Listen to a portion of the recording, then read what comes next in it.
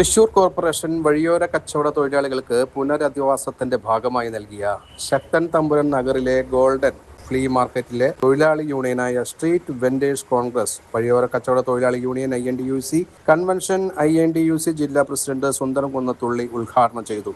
Golden free മാർക്കറ്റിലെ തൊഴിലാളികളിൽ നിന്നും വാടക വാങ്ങുന്നതിനും കരാർ ഉണ്ടാക്കുന്നതിനും ഉടൻ നടപടി സ്വീകരിക്കണമെന്ന് യോഗം ഉദ്ഘാടനം ചെയ്തുകൊണ്ട് അദ്ദേഹം പറഞ്ഞു. യൂണിയൻ പ്രസിഡന്റ് VA ഷംസുദ്ദീൻ അധ്യക്ഷത വഹിച്ച യോഗത്തിൽ തൃശൂർ കോർപ്പറേഷൻ ആരോഗ്യ സ്റ്റാൻഡിംഗ് കമ്മിറ്റി ചെയർപേഴ്സൺ ഷീനചന്ദ്രൻ, ക്ഷേമകാര്യ standing committee chairman Jacob Pulikkottil, MS Shanavas, Mohanan KK, Muhammad Kutty MA, Naushad AM, Abubakar KM, Ammini KA എന്നിവർ സംസാരിച്ചു. നിങ്ങളുടെ സംരക്ഷണം നിൽക്കുന്നത് എത്ര പേർക്ക് അറിയാം എന്നാണ് എന്റെ ചോദ്യം.